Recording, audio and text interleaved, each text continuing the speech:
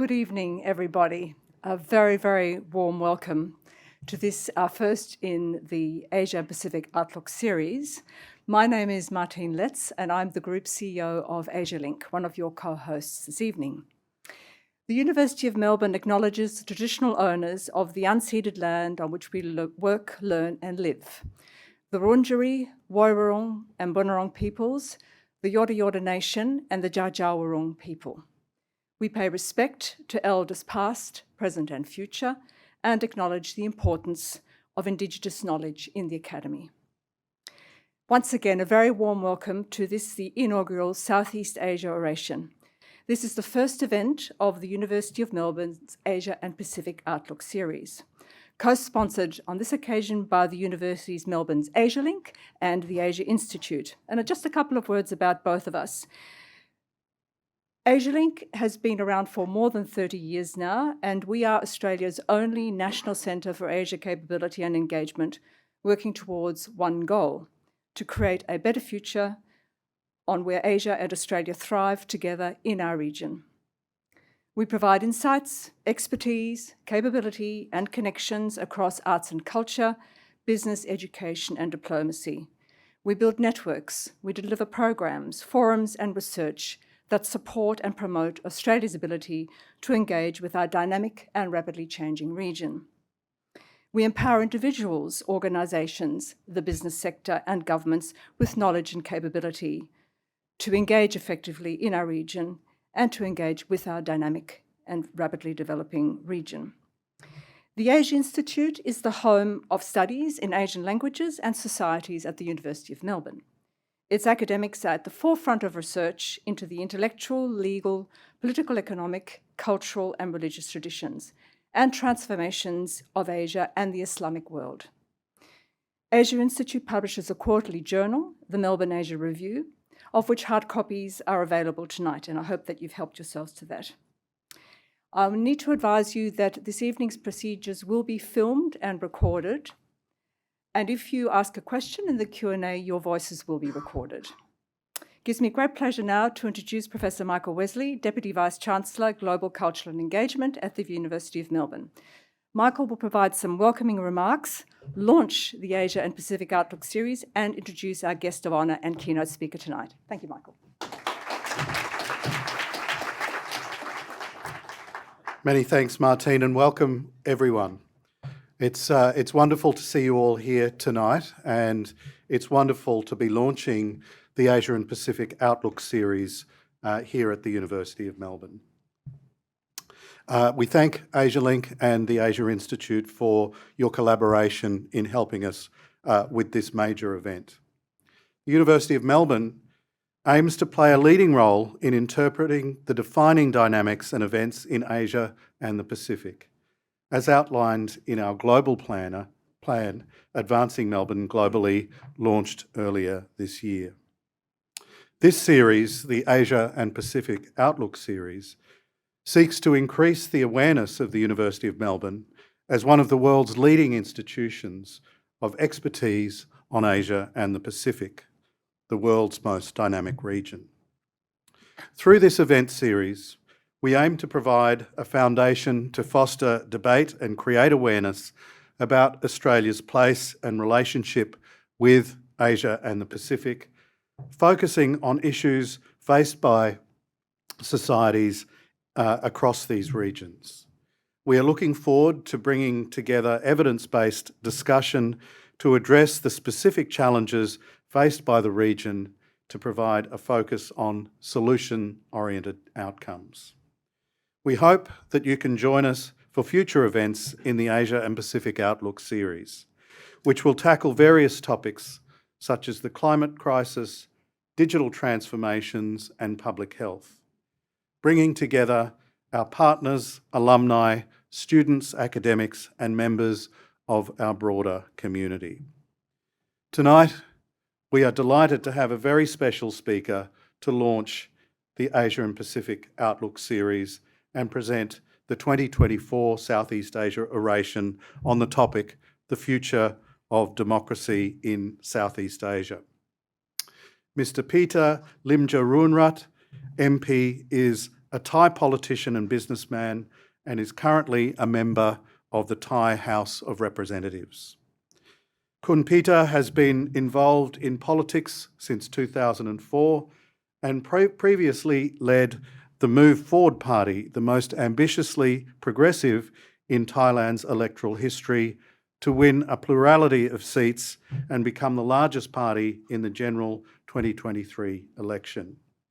He has also worked in the business sector, holding executive positions with the Boston Consulting Group and the CEO of AgriFood.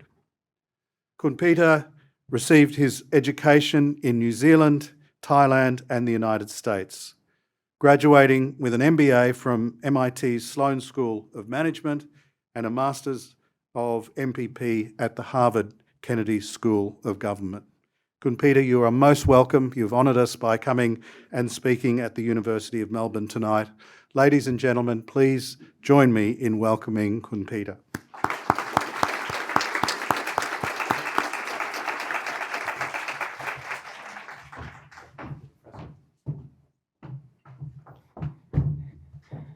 Thank you, Professor Wesley, for that introduction. I think you're far too kind. But thank you for the invitation and the organization as well. Let me begin by acknowledging a few people. Obviously, Professor Wesley, Professor Hadis, Ms. Martine Letts, and also Mr. Macmillan, among other distinguished guests that's in the house with us tonight. But most importantly, the young, bright students of University of Melbourne for spending time with me today. And it's always absolutely amazing to be back in Melbourne, Australia after a long time. The last time I was here was about 20 years ago, but for several reasons that when I come back to this region, it's always absolutely amazing.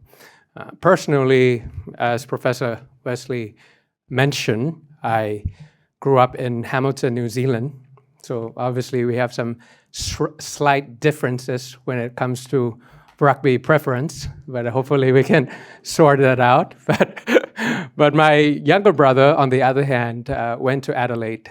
He went to visit me in the 1990s in Hamilton, and he saw the stark contrast between Bangkok and Hamilton, and he negotiated with my father, and he ended up in Adelaide. At least they had a lot of penfolds during the time, so that's why I also had to stop by Melbourne and take a road trip together with my family to see my brother. So, once a down under, always a down under. I'm dying for some Vegemite, some Marmite, steak and cheese pies, maybe probably going to the record store and get some Crowded House and Silvershare Frog Stomp or something like that. I see some faces nodding and some blank faces at the back. So it's obviously we have some generation gap over here. But professionally, to be, the leader or the former leader, still in the leadership of the largest political party in Thailand, to come back to Melbourne exactly, where the ASEAN-Australian Summit just happened 4 months back. I was listening very carefully to what your Prime Minister and what your Foreign Minister had to say. So it's really the right place professionally for a politician from Thailand to be here discussing the topic of today's discussion. But more importantly is punctuality-wise. I mean, after 20 years that I left this region and returned home and then spent some time in North America, I returned to Melbourne, Australia this year, the ultimate election year. 60 national elections in a year, where half of the world population is going to the polls. I don't know about any of you who's following UK election. Will probably have to return home and see whether it's really the end until the whistle blown, like what the Prime Minister said this morning. Also, what's happening in France last week, and also, we're waiting for that American election in November as well. So I think, personally, professionally, And punctuality-wise, I mean, it's a very good place and a very good day for me to be back here in Australia. Now to the substance. I think that the topic, as Professor Wesley said, is about the future of democracy in Southeast Asia. I think the first thing I would do is to change the name of the topic. The topic should be the future of democracy in Southeast Asia and its implication to Australia. That's what universities taught me when I was a public policy student. When you speak, you think about the implication of the audience. So if that's okay with you, that's really the goal of today's speech. The future of democracy in Southeast Asia and its implication to Australia. If that's really the objective of today's topic, speech, of my talk, then logically I would slice and dice it. I would structure it into 4 parts, and I'll tell you why in a minute. I think the first part will be exactly what the topic is asking me to do without dodging, is to talk about the future of democracy in ASEAN and what it means to Australia. It's an inside-out perspective to you guys.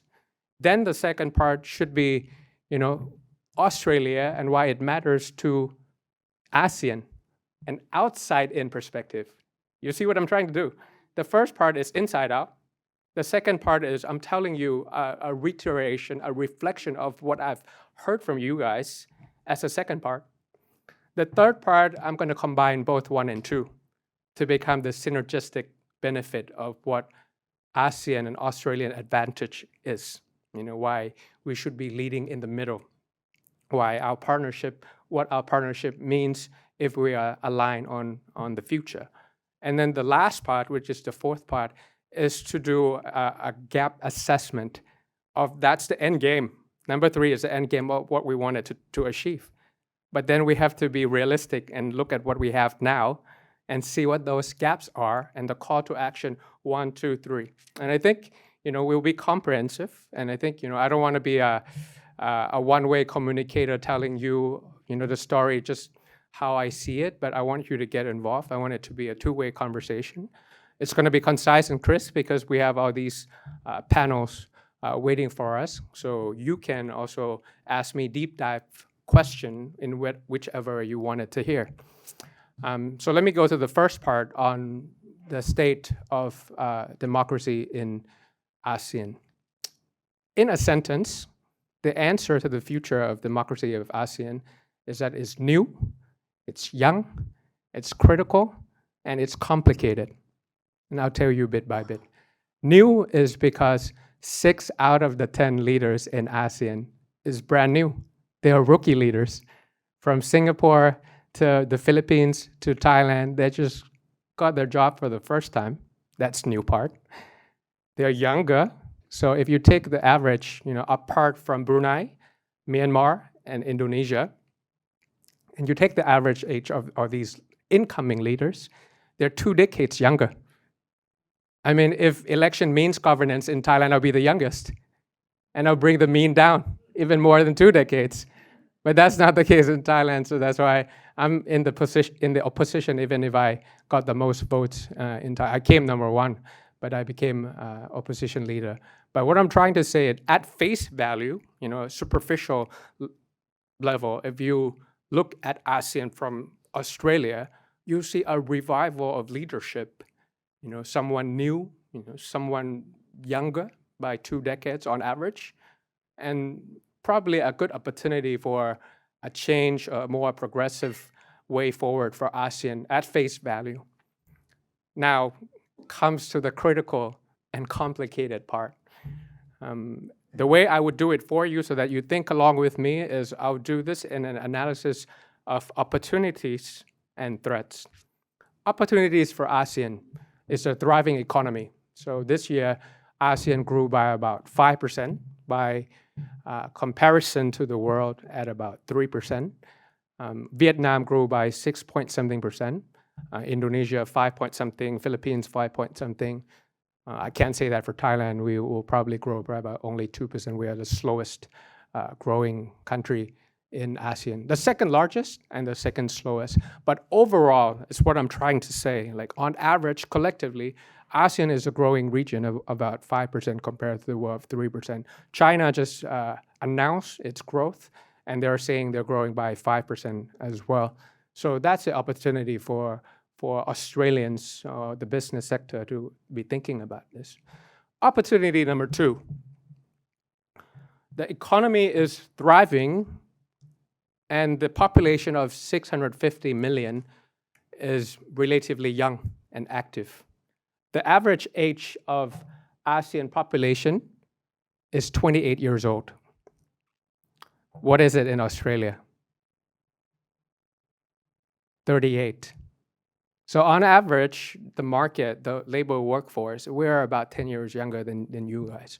I think that's a clear opportunities from, inside out perspective of all the investors and all the trade partners when they come and they want to have an alternative to their indispensable trade superpower, then they probably want to look at ASEAN.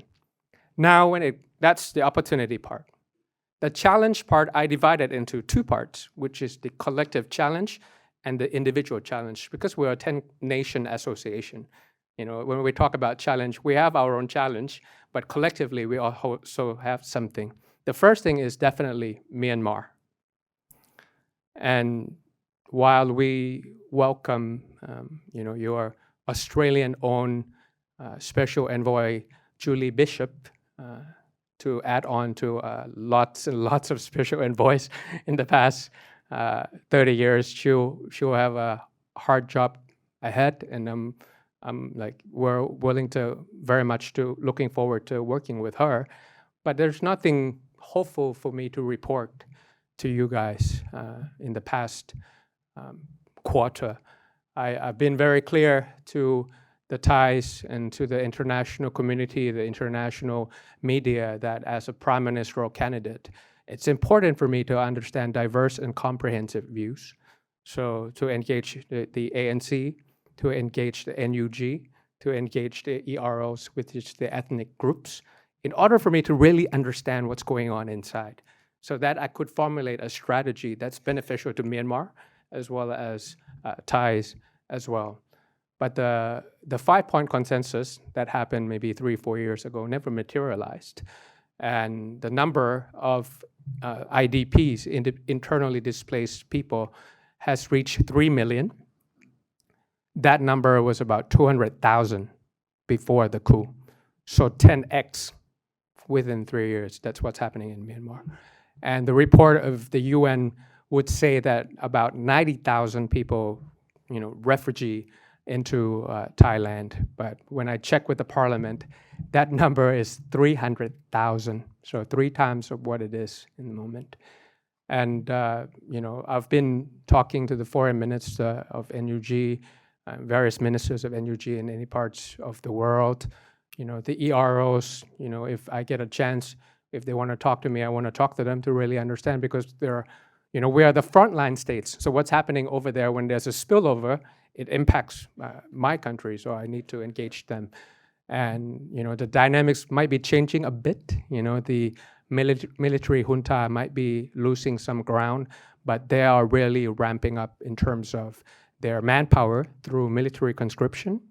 And it's a shame for me to report that the United Nations said that the Thai banks are helping the military junta with the financial assistance, as well as arm deal that's coming from Thailand. So what we are doing now in the parliament is to use the Foreign Affairs Committee to really call in UN and to call in all the Thai banks into the parliament and do some investigation, because we don't want to be complicit in this crime against humanity. It's a non-interference, that's okay.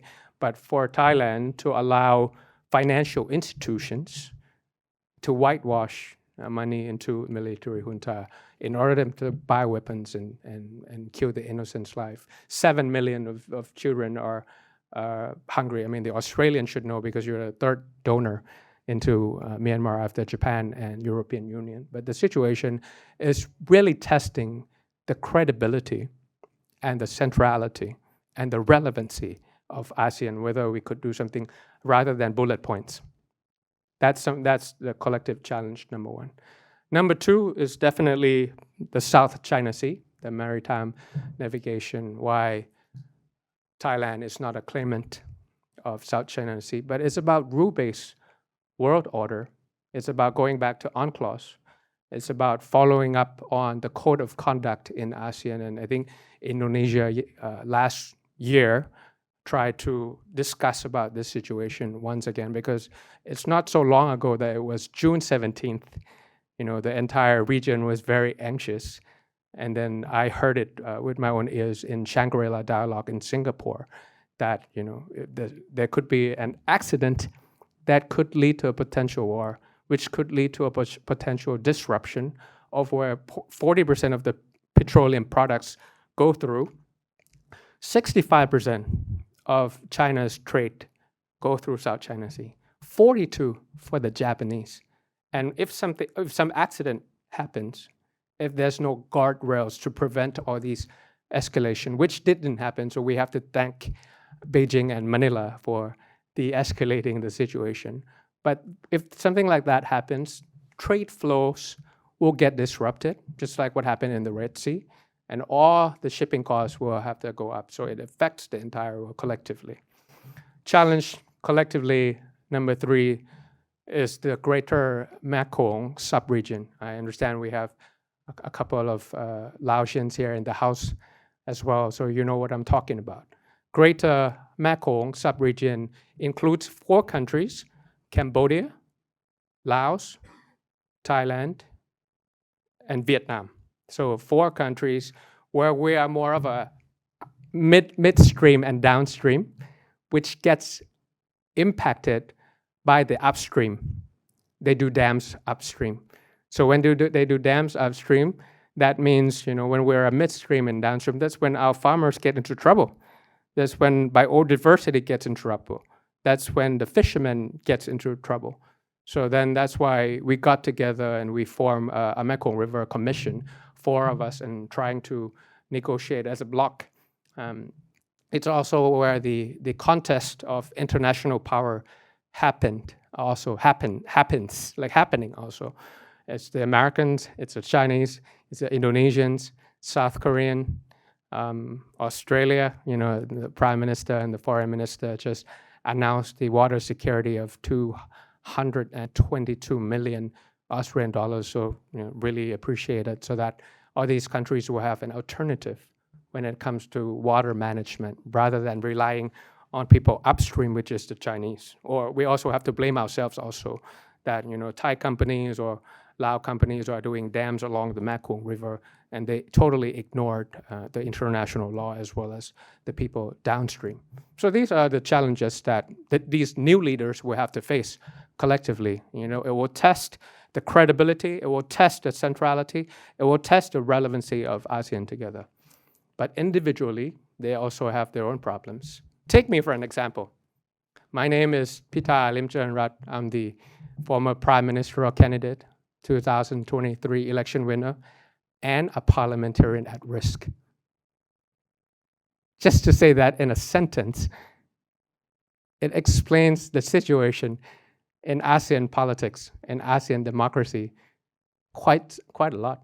I mean, we campaigned, we won 40% of the votes, we came number 1, 40% ahead of number 2. We formed a coalition of 312 out of 500. So that's a comfortable majority.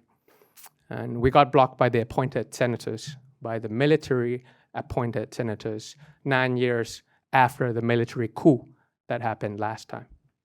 By the way, Thailand became constitutional monarchy in 1932, so that's almost like 100 years. We've had successful 12 coups. So if you do a quick math, I don't know if there's scientists here, if you divided 100 by 12 successful coups, that's 7.5 years on average that something like this happened. We are talking about, as I speak, the Constitutional Court is receiving the complaint from the election committee to dissolve us. This will be the 5th vicious cycle of independent organizations dissolving political parties in the past 20 years. So destroying opposition. And you all know, you and I, we all know and agree that the health of democracy is not measured by how absolute, how powerful the government is, but it's about how robust the opposition is, how active and robust opposition in check and balance so that the government moves in the right direction. But dissolving opposition parties seems to be a pattern in Southeast Asia, not just in Thailand. If you think about Candlelight Party in Cambodia, that's one of them. So what I'm trying to do is I'm trying to speak about myself, but showing you the pattern in ASEAN. We're seeing, these fresh, supposedly new leaders coming in. Either you call that a succession plan or dynasty politics, last name politics.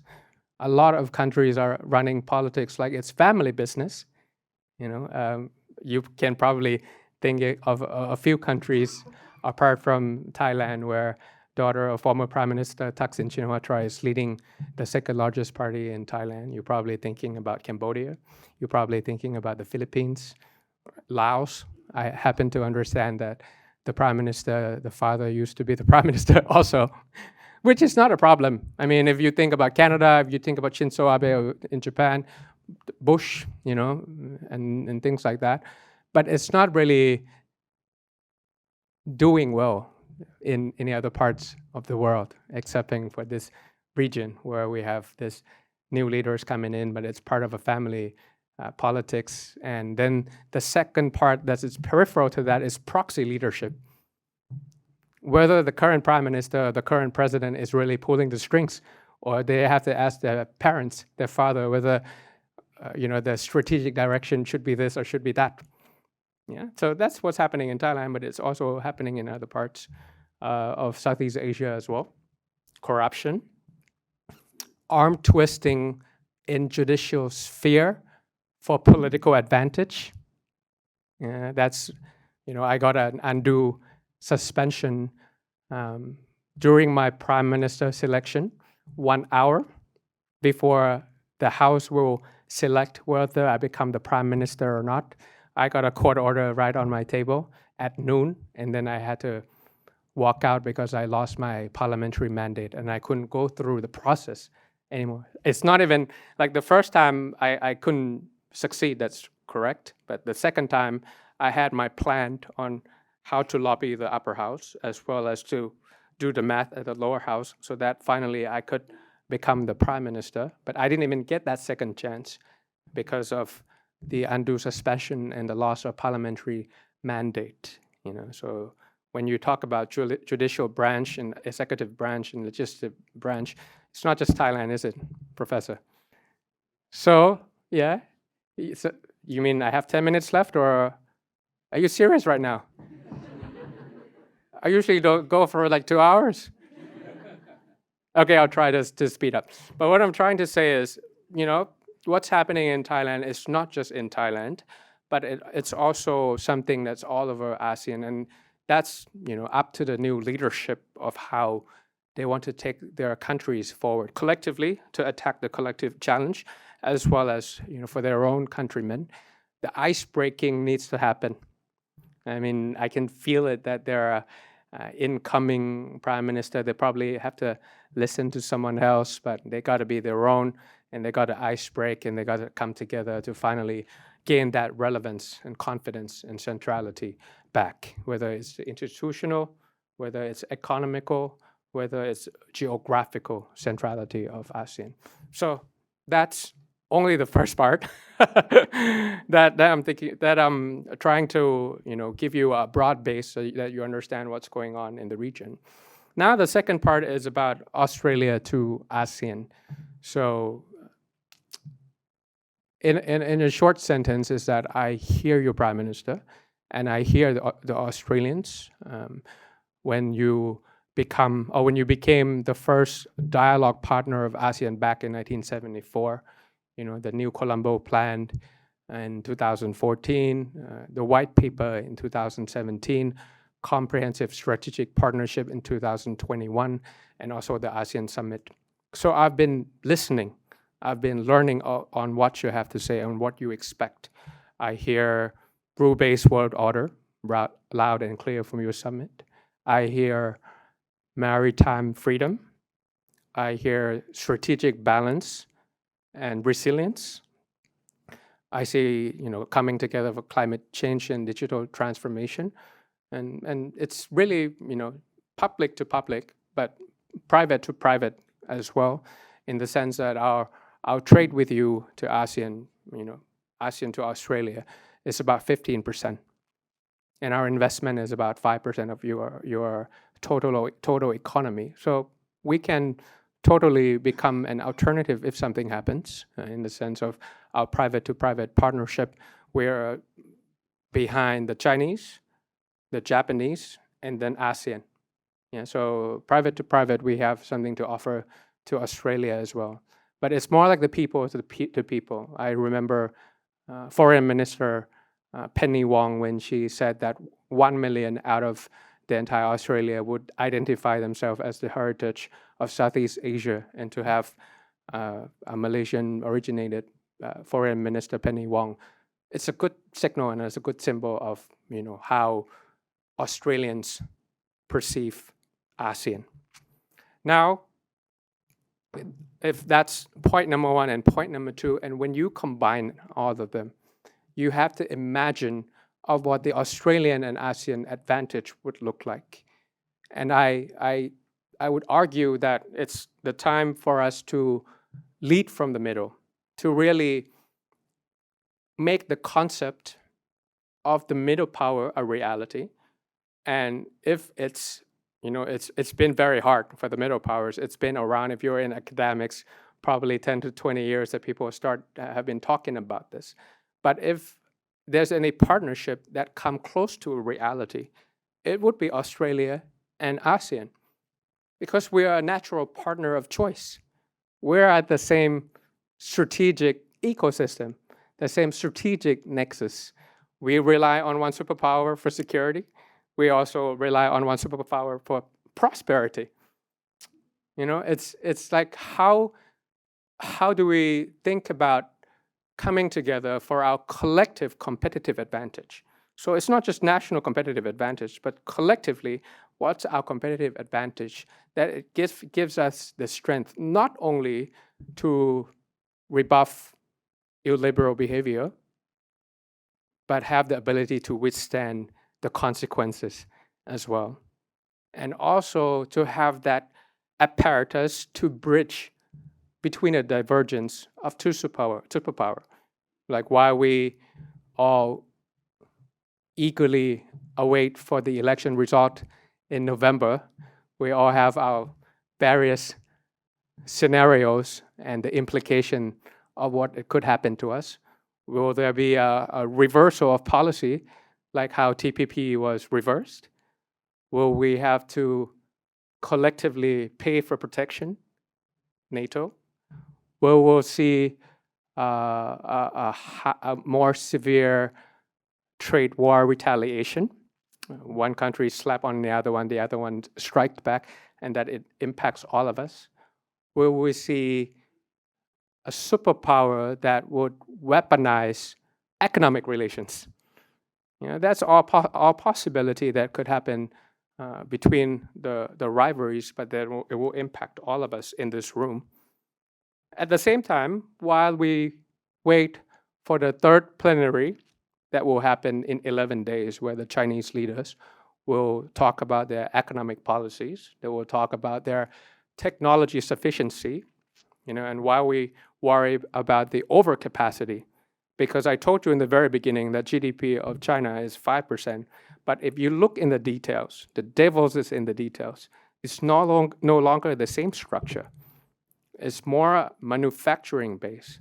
And that stagnation and manufacturing base, that becomes overcapacity, and that's where the spillage would come into ASEAN. It will come to us, Australia, for price war.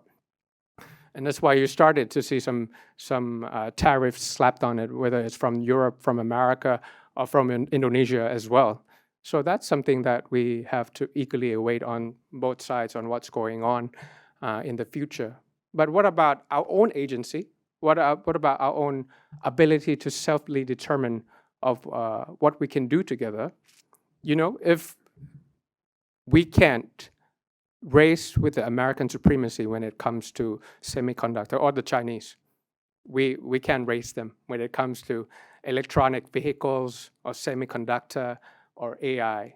But together, when we join, we hold more than 70% of nickel production. And that's a raw material for batteries and solar panels and all those important things in semiconductor. Food security. If Thailand and Vietnam join together to become the top rice exporters in the world, and you're probably number 5 in terms of wheat producers and dairy and beef. If something of an emergency happens when it comes to food security, when it comes to raw material, when it comes to mining economy, that's our collective competitive advantage to the world and what we can offer. It's like way more than what the Chinese can produce when it comes to nickel if 3 of us combine, maybe 5 times or 6 times more than them. We are each other alternative. Australia is ASEAN's alternative if we want to do some friendshoring, if we want to do some de-risking, and vis-a-vis, vice versa. I mean, we're number 3 now, we could be number 2 in the future. I mean, if the leaders get together and really start thinking about the right, economic prosperity between us, to make sure that, it's not just, indispensable trade partner, that it's an economic necessity or security necessity that we need to rely on at the same time. This is the case of a possible middle power that comes in the region. That's a partner of choice. It's not binding by religion or by any other things. It's about values. It's about the way we think about the world together, and that could be a case for a real middle power to emerge. Lastly, I know you're a bit anxious, and he's a bit anxious too. He's like trying to keep you down. Oh, no more. Okay, I'm gonna finish. So, what I've done is I've painted you the picture of inside out, and then I talked about outside in, and then I talked about when I combined the two to find that synergistic benefit of 2 regions. Now, if you're convinced and we wanted to make it happen, what are the missing links? What are the missing steps? That's what I'm going next, and then I'm going to conclude my talk. It's really about the ASEAN leaders, the new younger leaders, to do their part to stop the fragmentation of ASEAN, in order to regain that centrality, the historical achievement of the reason why it exists in the first place, the mission of why it exists in the first place 50 years ago. And also the relevancy. There was a poll research asking younger generation of ASEAN of what ASEAN means to people of Laos, what ASEAN means for people of Thailand, what ASEAN means for Singaporeans. The result of those younger generations say less than 20%. They couldn't give a hoot about what ASEAN is about because we couldn't get things done. We are not relevant and we're not credible. We get together for meetings and we have that 5-point consensus comes out and nothing gets done. So I think in the short term, if the leaders are really care about how to move forward, that 5-point consensus has to be changed to 5-year roadmap. 5-year roadmap that talks about the right amount of pressure and incentives for the people of Myanmar to get together on the negotiation table. It's about restructuring ASEAN approach. Otherwise you have Laos for 1 year, then you have Indonesia, before that you have Cambodia, before that you have Brunei, for 1 year each. There's no continuity. So it's time for Troika.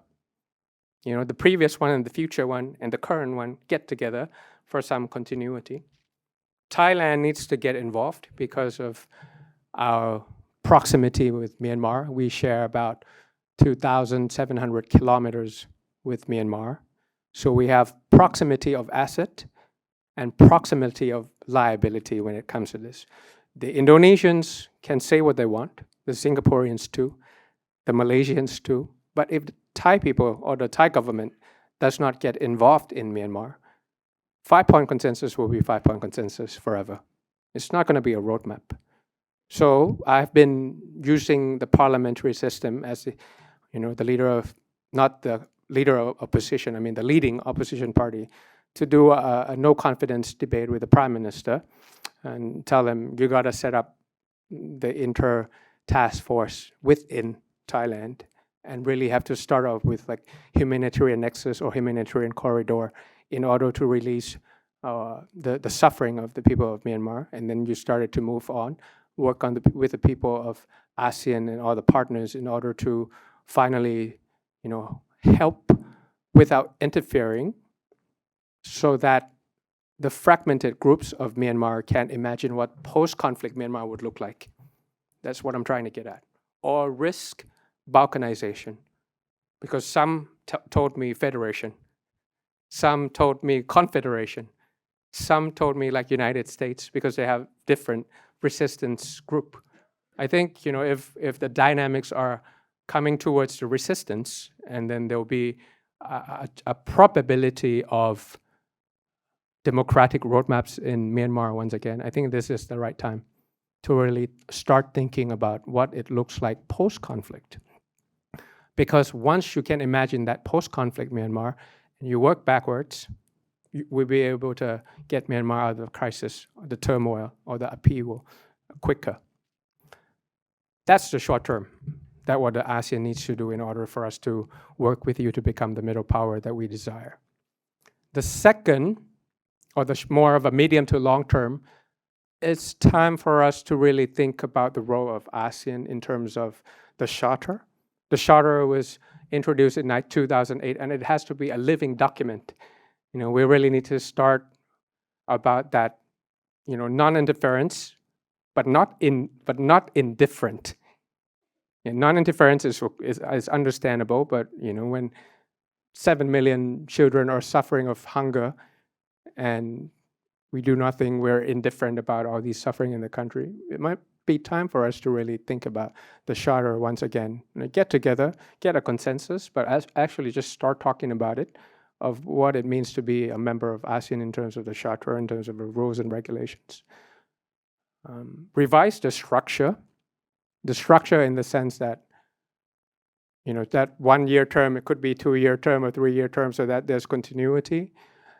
Think about the model of ASEAN minus X, because we work on consensus and consolidation building and all that. It will move very slow, but ASEAN minus X on a certain issues might allow us to be able to move faster. Revise the role of the Secretary General, so more of a general, not a secretary. More on decision making and less of a coordinating. But in order for us to do that, we really have to revise and think about the role, and probably have to think about financing in terms of ASEAN Fund. We probably have to make it sufficient so that the Secretary General has some teeth in him or her.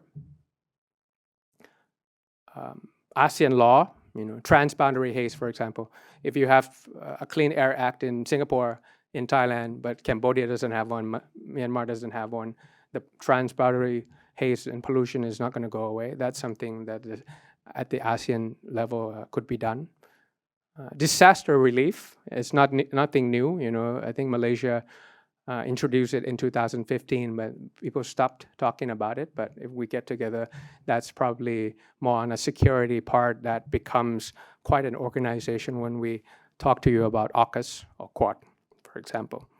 So if these things are done, I think we have the higher probability of being the ASEAN that we are supposed to be, and also to work with Australia to become, the convincing middle power that the world greatly needs this year. Thank you so much for having me. I appreciate it.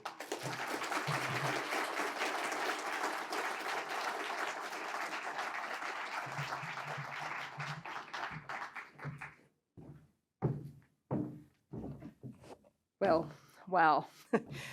Peter, you've given us a hell of a lot to talk about, and the person who has the honour to moderate the conversation is Professor Michael Wesley, whom I'd like to invite to join you on the stage. Thank you so much for that extraordinary overview and for all the different perspectives. You've given us a lot to think about and to talk about, and so it is just now my role to invite the other distinguished panellists to join us. Dr. Anna Jezic, if you'd like to come and join us, she's Program Officer, Asia Pacific Regional Office at the Institute of Democracy and Electoral Assistance at the University of Melbourne's Law School. Professor Veli Hadiz, Director and Professor of Asian Studies at the Asia Institute, University of Melbourne, our co-host for this evening. Dr. Hong Lee Tu, the Deputy Director, Asia Program of the International Crisis Group and Chair of the Australian Vietnam Policy Institute Advisory Board at RMIT. And last but not least, Ms. Sim de Leon from the Asia Institute at the University of Melbourne. Thank you, Michael. Martine, thank you. And Kun Peter, let me thank you for your fascinating address. I think everyone in this room can understand exactly why your party won 40% of the votes and why your opponents had to resort to judicial injunctions to stop you becoming Prime Minister.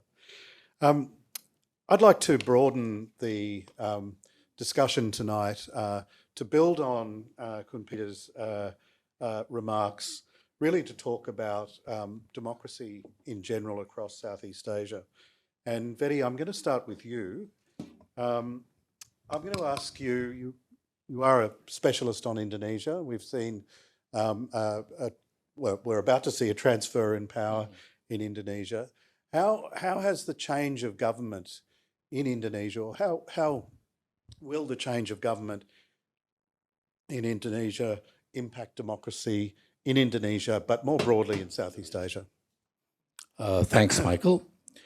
So, as many of you will know, Indonesia undertook a change from an authoritarian government to a more democratic one since 1998. And the process has been lauded internationally, such that Indonesia has been congratulated as a country that successfully undertook a democratic transition, and moreover, celebrated as one of the few Muslim majority countries that has a working democracy. Now, I have to say that a lot of the congratulations have been rather exaggerated in that there are many, many flaws in Indonesian democracy. There always has been. It has always been run by what I have called an oligarchy, basically sort of alliances between politico-bureaucratic and big business families that have been able to colonize Indonesian democracy. Now, having said that, though, the symbol of Indonesia being democratic, I think, has been powerful, in spite of the reality, the flaws in the reality. Now, the thing is that we had a president for 10 years who also was celebrated as the first president who did not come out of the new order sort of entrenched elites. And he had a lot of support. He still is very popular, 75% approval ratings. However, he has also, in his last term, become increasingly authoritarian. And in many, many ways, actually, he has paved the way for a centralization of power, domestication of civil society, curtailment of criticism from the press and all that, which will be very, very warmly welcomed by the new president, Prabowo Subianto, who is a new order era authoritarian inclined general. So the irony is that Indonesian reformasi, Indonesian democracy, led by a non-new order person, has actually opened the door for a person who represents, the core or the heart of old New Order authoritarianism.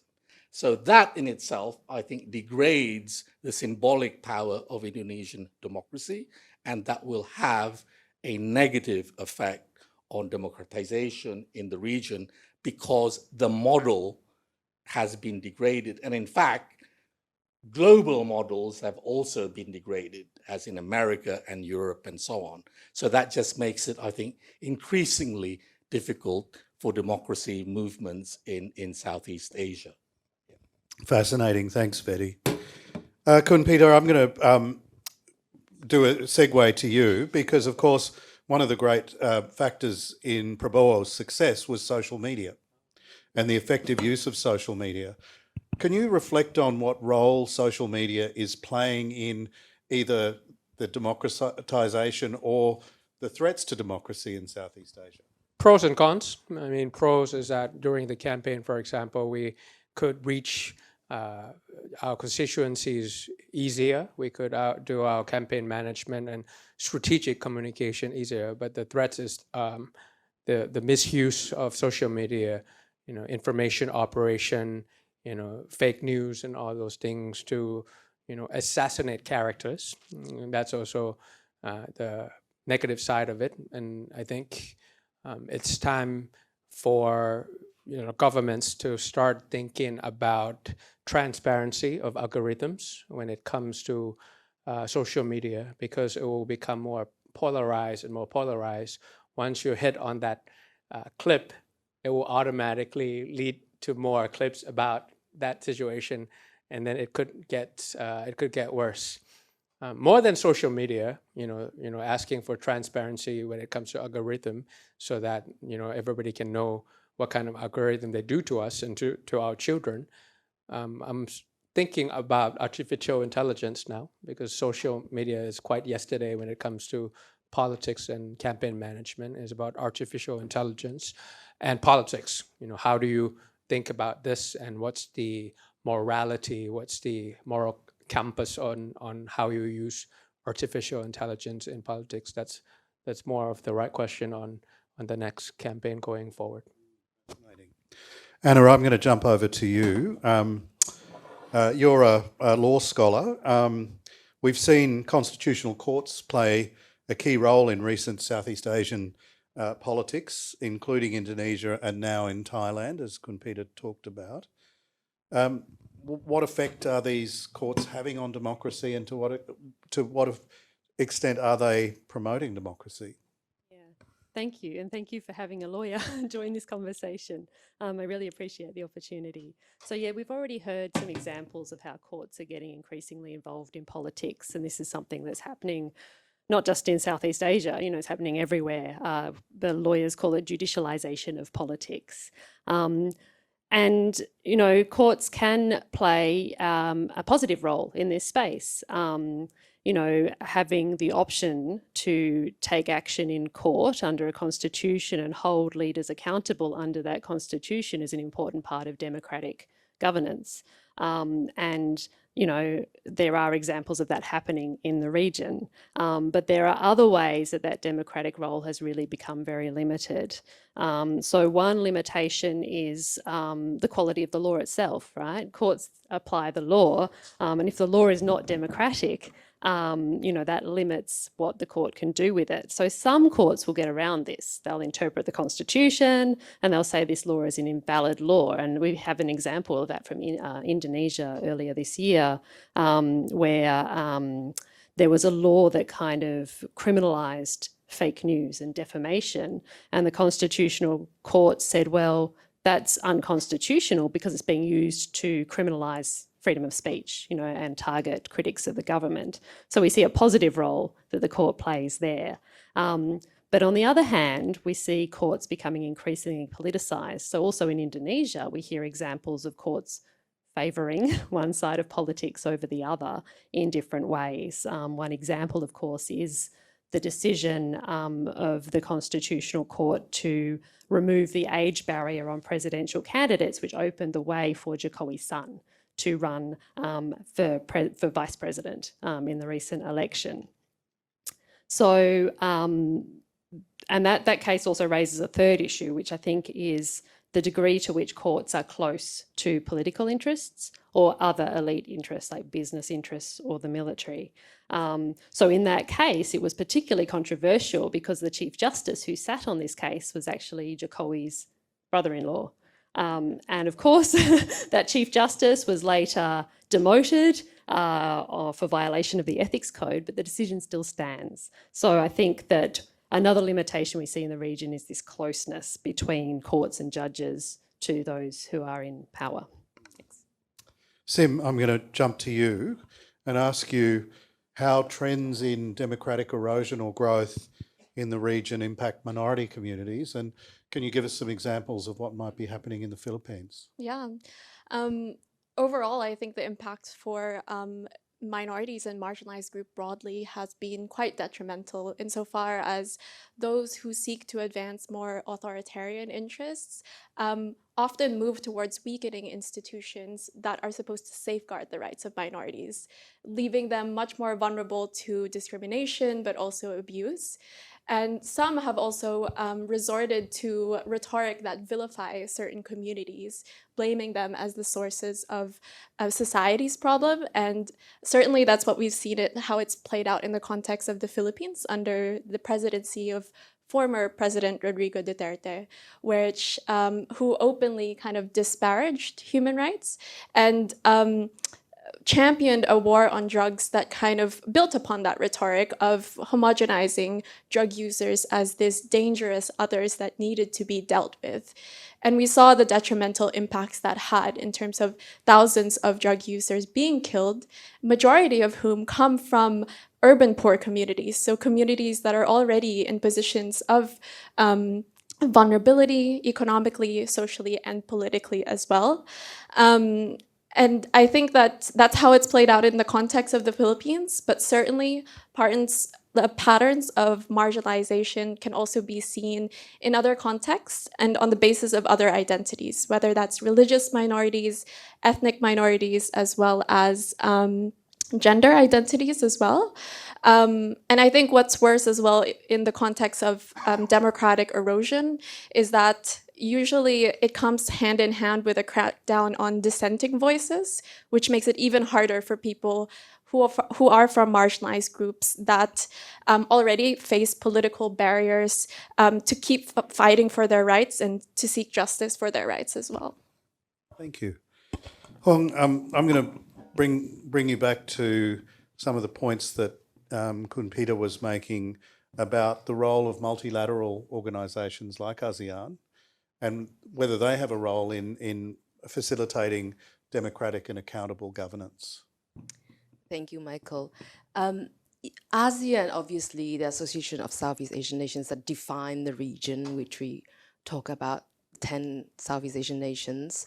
But in fact, by nature and design, is not to interfere with domestic politics. And the region which we know now, the 10 ASEAN countries, are actually designed to encompass different differences. So before the enlargement, before Vietnam, Cambodia, and Laos, Myanmar joined, it's of course was very diverse as well, but there was more commonality, arguably, to the ASEAN than it is now. So by design, it is accommodating those illiberal forms of governments and as accepted forms of governments in ASEAN. And because of that, it is bound to that non-interference, it is bound to embracing that diversity. And in fact, the applying member, who is not yet a formal member, Timor-Leste, of all countries comparatively in different indexes and accountability, has the best record in terms of democracy performance. So it is not to jump to conclusions that ASEAN is not really facilitating democratic governance, but there is that diversity that very few things that ASEAN nations can agree on these days because of that, those political differences at the foundation. In fact, if there's one thing that they agree on is not to interfere in domestic politics. That is something guarded by each and every individual. So it would be not welcome for ASEAN and institutions like that to facilitate, changes in democratic, in domestic policies. politics and governance. There are initiatives that ASEAN has, and there are some more successful than others. Of course, the criticism about ASEAN as institution has been since the day one of its existence. To paraphrase a way of describing ASEAN, institution is a shadow of a man, and men who are ruling ASEAN, unlike what we would want to see, like Kun Pita, who has energy and ideas, there is a lot of acceptance to rituals, to things that are common and comfortable, not necessarily advancing processes, not necessarily future-looking. So that's why all the reforms that Kun Pita mentioned had been in discussion for years in how to modernize ASEAN. But they go against the habits, the ritual, the comfortable way of doing business in ASEAN. So this is to say that ASEAN is not there. That's not the purpose of ASEAN. But there are things that ASEAN can do. For example, Kun Pita also mentioned about the environmental initiatives. There are things that ASEAN does, and does relatively well. For example, dialogues on advancing rights of women, children, minorities, migrants. These are things that ASEAN can do in terms of accountability. And in general, I think providing that opportunity and platform for transparency, dialogue, and of course, continuous commitment of ASEAN leaders to certain norms and standards of governance. And that is something very difficult, because that commitment needs to be continuous and ongoing, which is not necessarily the case as we see in the current performance.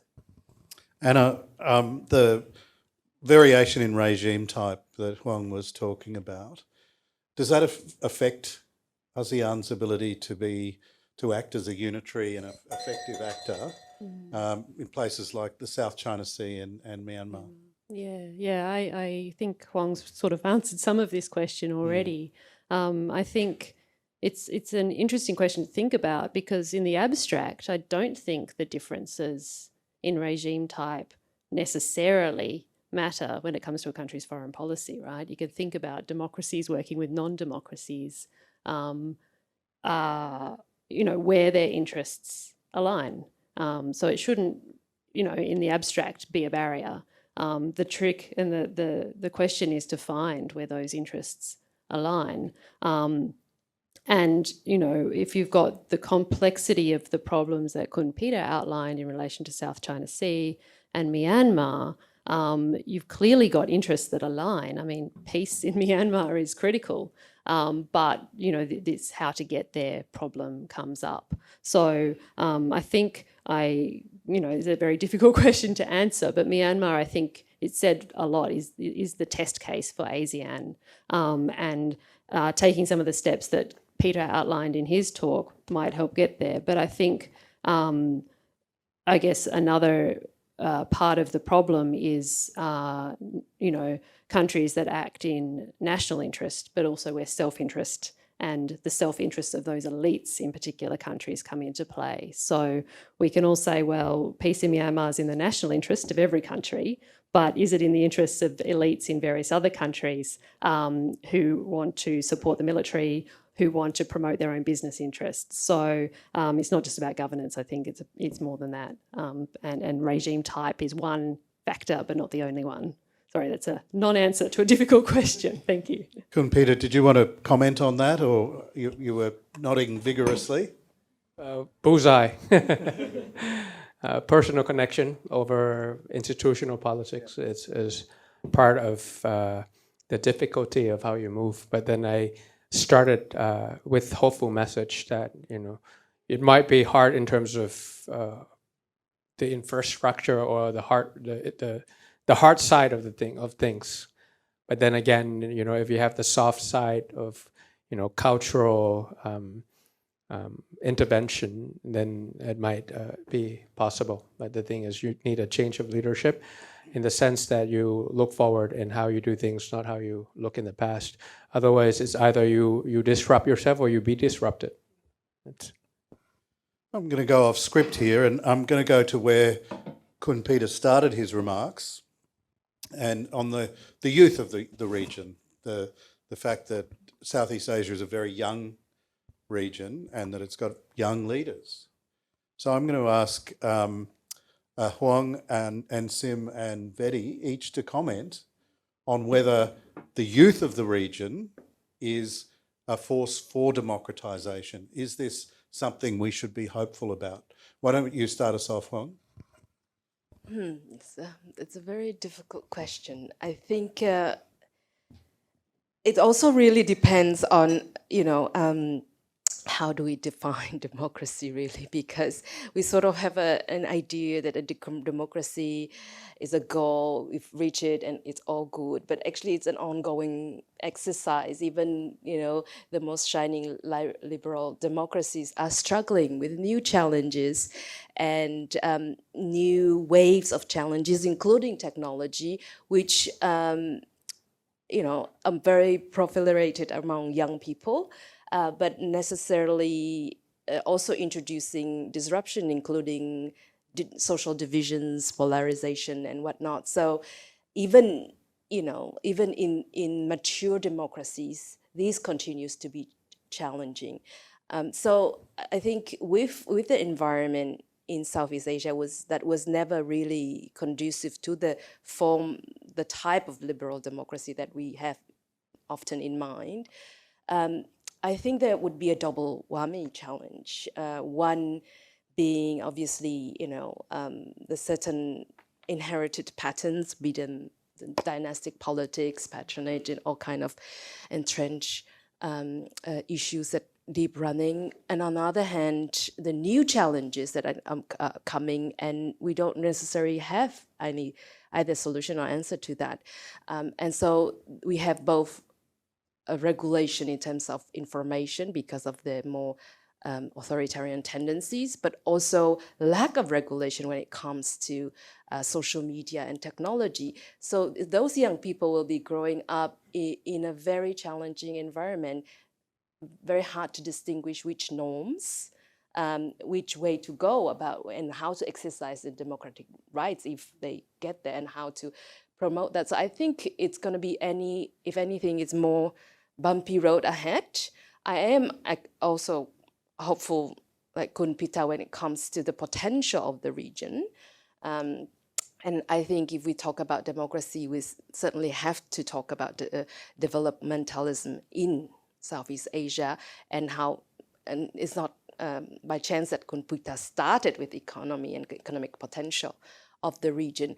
But does that necessarily translate into the form of governance, in the form of liberal democracy that we have known in the past decades? I think there's going to be a new form forming, some hybrid forms, more challenges ahead, and it would be up to young people to navigate. And I don't think it's going to be the answers that we had in the previous exercises of democracy may not necessarily be relevant. So it's a way to answer, Michael. I don't know. It depends on the young people, really.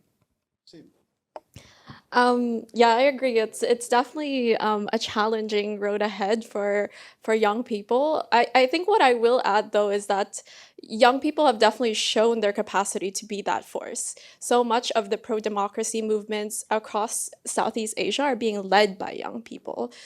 So whether that be in Thailand as well as in other countries, they show a capacity where they introduce new energy into the movement, new ideas, new creative tactics for dealing with the crises that are ahead of us. And like, I've had the pleasure to be engaged with activists in the Philippines who are young. And while there is a great deal of anxiety about the future, there's also a great deal of desire to change that. And I think introducing that new energy and that new ideas, those new tactics, will be really crucial for the path ahead. I also think that they are in somewhat of a good position in terms of that digital age, insofar as so many of the youth grew up with technology. They have kind of more of a literacy and a savviness to navigate that. So I guess just to add a bit more hope into the discussion as well. But I do agree that it's absolutely so challenging and it will be a big work for young people across Asia and the world as well. Thank you. Betty. Well, I was telling Kun Pita this morning that I used to be a young democracy activist. Now I'm an old critic of democratic erosion. And I also, in our conversation in the morning, talked to Kun Pita about how many of my friends who were democracy activists with me in Indonesia, in Thailand, in Malaysia, in the Philippines, as they got older, got co-opted into the structures of power. So youth is a temporary transitional part of life. I think it's important that the youth have idealism when they are young, because otherwise when they are old, they will have no ideals. Okay, but I think it is very important to understand that the youth are not homogeneous. They sociologically, they are of different kinds of social origins, class background, education levels, exposure to existing social, political, economic networks. And therefore, one must, I think, be cautious about thinking of the youth as necessarily a progressive force. 71% of Indonesian voters reportedly voted for Prabowo. 65% of Generation Z voted for Prabowo, right? The slum dwellers of Manila, before they were hit by the anti-drug campaign, a lot of them supported Duterte. A lot of young Buddhists in Myanmar were mobilized to kill young Muslims. So I think we need to be careful about, sort of generalizing about the political character of the youth. But we were talking about algorithms and so on.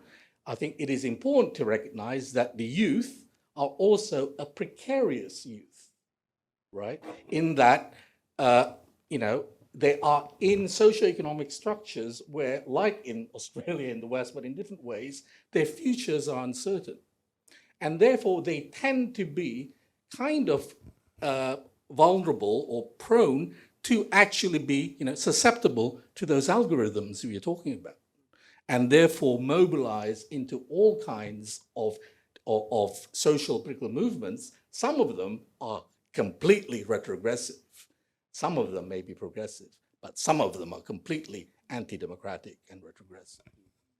Shouldn't we be asking the students, since they're already here, we're in the university campaign? Are there any, why are there any asking all the students oldies?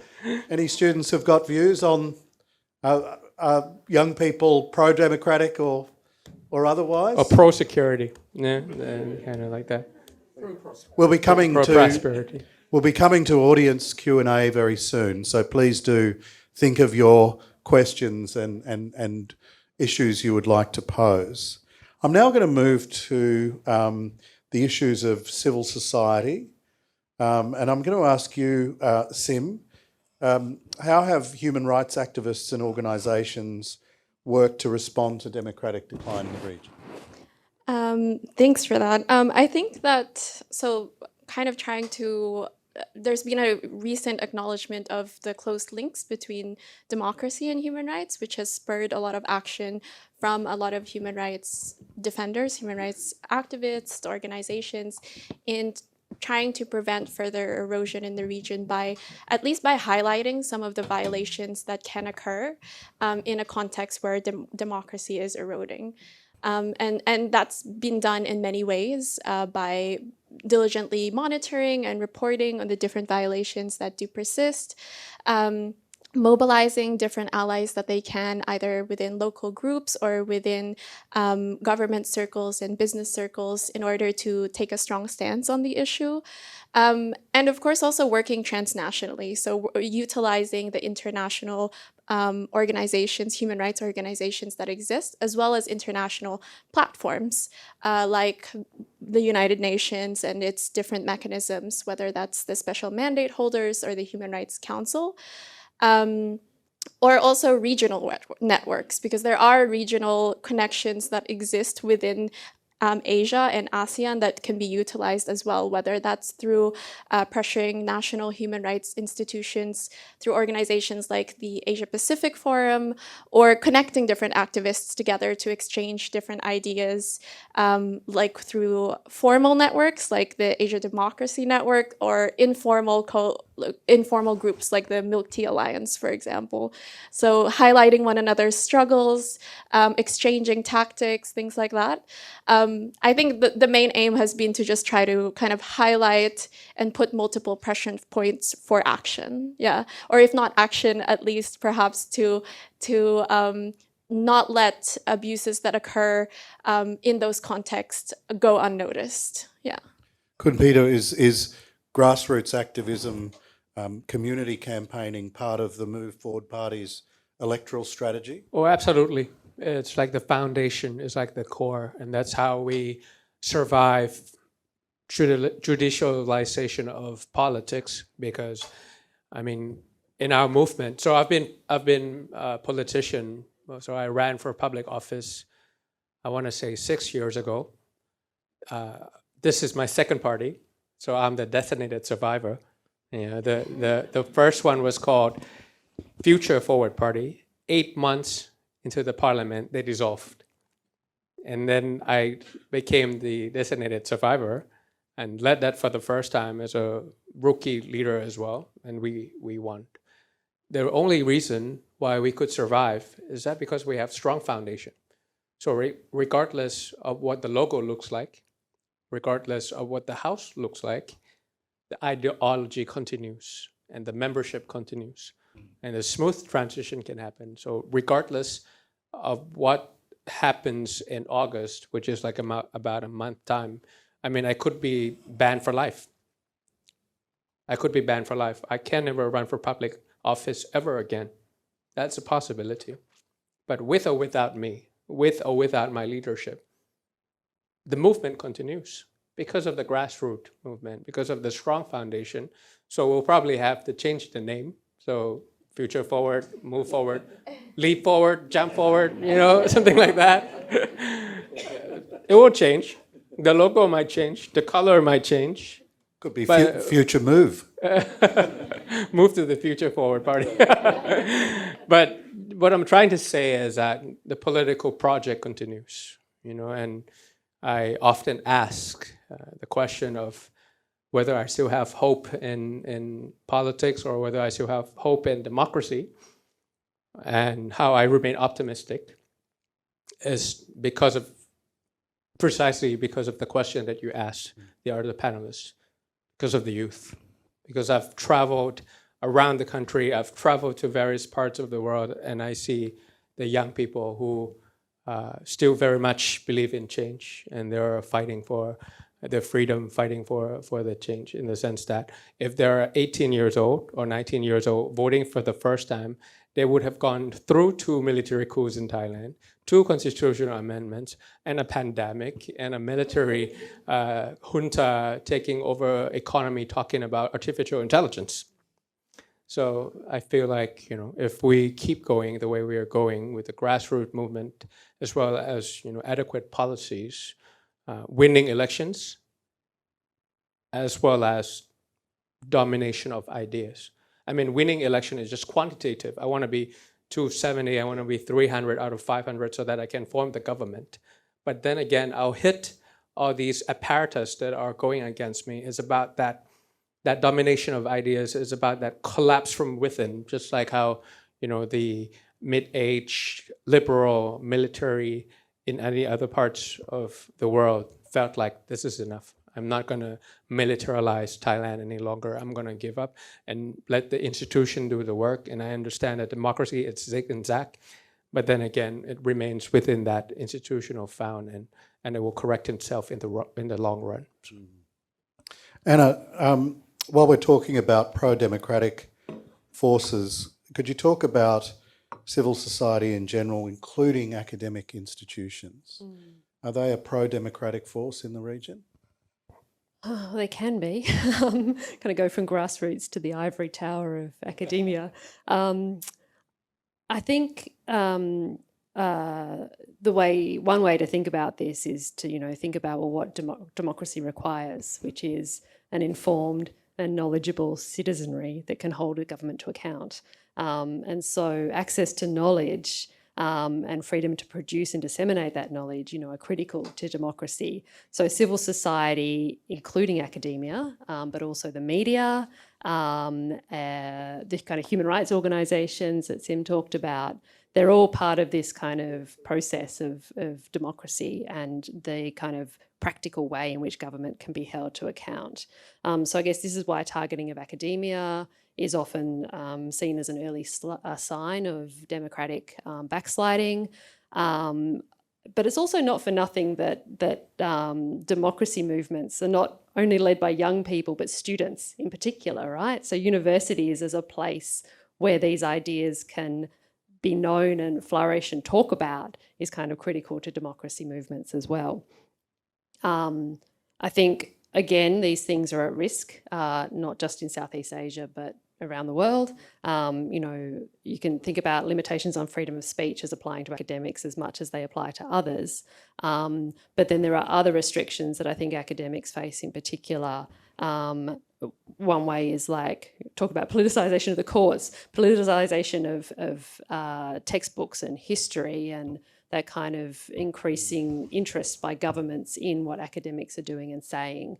I worked in Hong Kong for a while. There you've got textbooks literally revised to exclude, facts about Tiananmen Square, for example. And so, this is concerning, and it's not affecting only those academics who speak out and then are the target of the freedom of speech kind of restrictions, but also those academics who are simply teaching and researching. The presence of these threats can make them self-censor their work, and it really just compromises universities as institutions of knowledge. So I think these are challenges not just for the Southeast Asian region, but elsewhere, part of the story about democracy and its threats in the region. Well, I'm going to ask about autocratic governments in the region like Vietnam. Is there any room for democratic activism in those sorts of regimes? There's room for civic activism. Democratic activism wave, I think they're big words, especially in the Vietnam in the current context where you see certain tightening more rather than loosening of control. You might have heard in the recent news about the changes in the top leadership position, where Vietnam had been in the project of anti-corruption campaign of its own, where there are numbers of political arrests in high leadership positions, but also in business and corporate world included. And of course, there is more stronger control on the activists, including obviously the political ones, but even those who are activists in the environmental sphere. So the space is shrinking, is narrowing. Unfortunately, there are no good news now, but there is space there has to be some places where they let the steam out of the society. And I think one of the examples is actually in the activism for LGBTQ community in Vietnam. So that's one of the rather positive example. But since Michael, you've mentioned Vietnam, I think it's important to set the context because it's relevant for the whole region. Vietnam and what historically happened there really shaped the region, Southeast Asia, and one could argue that because of Vietnam, ASEAN came to place in the first place. The original four and then 5 ASEAN members come together because they didn't want the spillover of communism to the region, and then because later on they did include Vietnam, the region it is as it is today, encompassing those illiberal mainland Southeast Asian. But why I wanted to mention the historical context, because of the relevance question that Kun Pita mentioned. So what for Australia, or so what for the partners in the region, right? So when I was born in very isolated Vietnam, post-war Vietnam, where it was basically punished by the entire world. It was diplomatically isolated. It suffers poverty or kind of bad things, but now it has integrated with the world. Nobody punishes Vietnam for the governance system that it has. Everybody wants to be friends with Vietnam.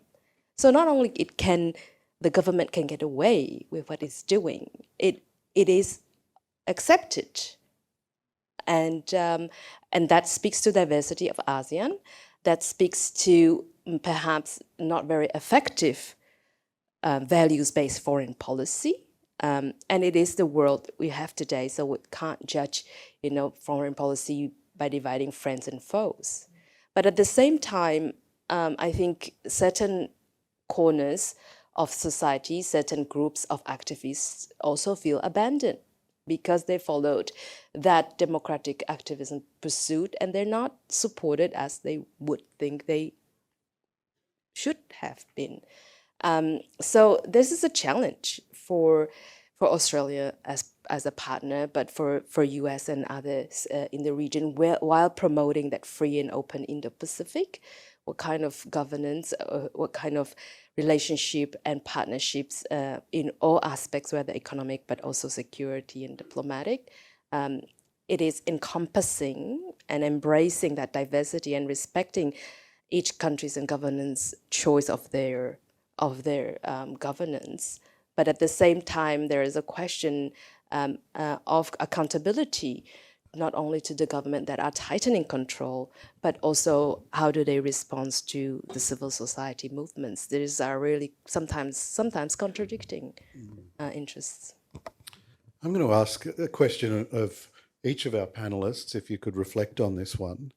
On the one hand, you've got what's happening in the United States. You had the Trump presidency, you had, the January 6th, the signs that democracy in the West is in trouble. On the other hand, you've got China as an alternative model to democracy that explicitly holds itself out as an alternative model to democracy, a better model of governance, if you like. What effect are these two examples having on perceptions within Southeast Asia? Kun Pita, I'm going to start with you. Well, democracy has been tested a couple of times in my lifetime when there's always risk of financial crisis. I remember 1997, that's Asian financial crisis, hamburger crisis. That's also when I was in America, and people were started to question capitalism and the American way of doing things. But then we got away with it. So when we talk about liberal democracy and institutions, we have to believe that the institutions will correct itself. I mean, if you look at some examples as miracles, it could go both ways. When it's like autocracies or autocratic governments, I mean, if you look in a couple of countries in the region or in Asia, then you might want to follow them and feel like if you have one strong leadership, like Lee Kuan Yew, for example, and the country will be prosperous and all. But then I'm thinking about, our African counterparts as well, that, is about a personal Superman that could rescue the economy and rescue the country as well. So it could go either ways. So I don't believe in individual person that could, rescue the country. It could happen. I mean, it happened before, but I still think in this, to prefer the system or the institutions that allows good people to get in and then attracts talent to get into politics, rather than relying on someone because that someone might be good this year, but 10 years later it might be of a different person, and it might not be the case that the growth will be indefinite by the case. Who else has thoughts? Maybe I can add on that, because I actually started with the transformation of Vietnam as one of the cases. But I think there is that debate about whether US is a better role model or China. I think necessarily this is very confusing way to put things, because yes, a lot of times it was portrayed so that US or the West, the liberal West, or the rich West was once upon a time the role model of economic development and political development that leads to open, prosperous societies. But I think there is also a narrative that is based on that currently now, seeing the disruption, the chaos, the polarization in the US, but also in Europe, what we mentioned, that is frightening for many, but also often used by those who are wary of democracy going out of control. On the other hand, China is not necessarily a shining example either. I don't think people necessarily would want to live in a society tightly controlled. Yes, maybe there are some that would admire its economic trajectory of China, but not necessarily would want to live in China. So I think that this kind of simplification does not necessarily work. And mind you that China, when we talked about developmental, Asia is actually latecomer. Singapore, Thailand, Malaysia had gone early and got prosperous much earlier. So there are a lot of things that actually China can learn from the region. And Kun Pita mentioned Singapore, and I think for a lot of Southeast Asians, Singapore would be the model that they want to see. Whether cat is black and white doesn't really matter. Matter that things work, that you have, good canalization, good jobs, and working public transportation and whatnot, governance and leadership of those in the position that take care of their people. I think this is what most of the people in Southeast Asia, who not necessarily spent their day job thinking about politics want. They want jobs, they want security, they want the country that is running well. And that's what the young people, that's why Singapore is so attractive to the entire region of Southeast Asia. And again, we can debate about nuances, okay? Next, a new leadership generations of Singapore, and it is whether it is even a replicable model, because it's a city-state, a small city-state in opposition to very, very big and diverse neighbors like Indonesia, for example. It's not necessarily replicable, but I think at the end of the day, we don't talk enough of what people want. In our old discussion, it's about ASEAN, which is intergovernmental institution, and so it is still, at the leadership position. And as Kun Pita mentioned, it had in 50-something years done appalling job in assimilating it to the civil society and young people and then people in general. So there is no that ASEAN identity just yet. So it's just to say that the diversity of the region and people within one country in different regions, I don't think there's one model to be replicable. I'd like to go next. Eddie? Okay, well, I think that there would be few people in Indonesia that would get away with saying that we would like a communist party to be running the country. So that's not an option. But the attractiveness, of course, of China is that it represents an autocratic, more authoritarian model.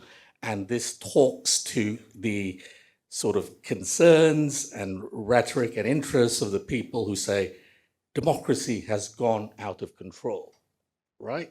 And in fact, one such person is Prabowo Subianto, who a couple of years ago said that we should not have direct elections in Indonesia, and at one point said that democracy was not suitable to Indonesian culture.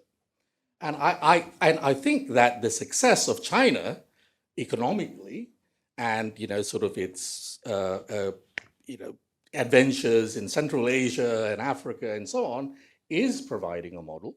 I think there's lots of crackpot dictators all around the world who would be attracted to a model of, oh, we can have economic development and yet have authoritarianism, right? Now, the issue, though, is that in the history of all, of the countries in Southeast Asia, certainly when you've had authoritarianism, right? So Vietnam is about a bit of an outlier here because of its, particular history.